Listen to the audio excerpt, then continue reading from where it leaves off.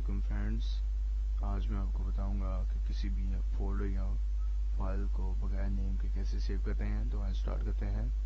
सबसे पहले जिस फाइल या फोल्डर को रीनेम यानी कि बगैर नाम के सेव करना चाहते हैं उस पर को सिलेक्ट कर लेना है। जैसे ये मेरे पास फोल्डर है, इसको मैं बगैर नेम के सेव करना चाहता हूँ, तो इस पर राइट क्लिक करना है, यहाँ से रीनेम पर क्लिक करना है और बैक स्पेस दबा देना है।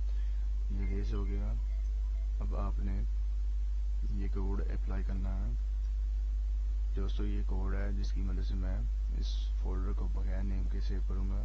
तो आइए देखते हैं कैसे करना है। सबसे पहले आल्ट दबाए रखना है, फिर डॉट दबाना है, फिर 255। अब मैं एंटर दबा दूंगा। ये देखें, ये बगैर नेम के फोल्डर सेव हो गया। देखते हैं इसको हाइड कैसे करते हैं।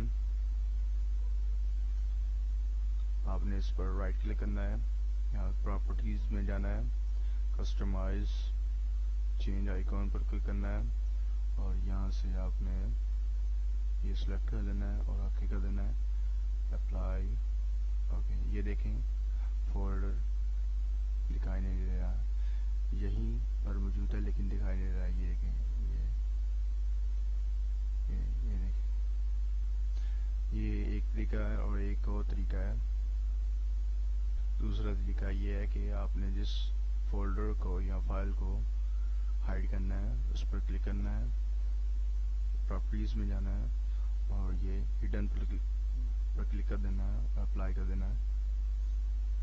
ये आपसे पूछेगा कि इसमें जो फोल्डर है इसके अंदर वो भी हाइड करना है या फिर ये अकेला, तो आपने ओके कर देना है, अप्लाई कर देना है।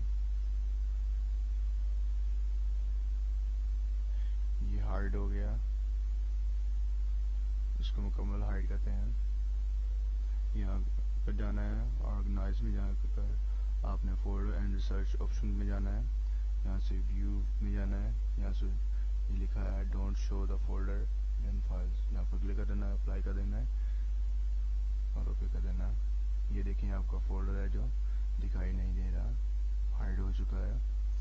अगर आपने वापस इसको लाना है तो आपने यहाँ पर ऑर्गेनाइज पर जाकर क्लिक करना है और फोल्डर एंड सर्च ऑप्शन पर क्लिक करना है और यहाँ व्यू पर यहाँ पर show hidden files and folder पर क्लिक करना है, अप्लाई कर देना है। ये देखिए आपका फोल्डर। अगर इसको आपने अच्छी तरह देखना है, ये फोल्डर अच्छी तरह शो हो, तो आपने यहाँ पर फिर जाना है और हिडन पर क्लिक कर देना है। ये आपका फोल्डर से दूसरों के जैसा शो हो रहा है, दूसरे फोल्डर के जैसे शो हो रहा है। खुदा हाफिज दोस्तों।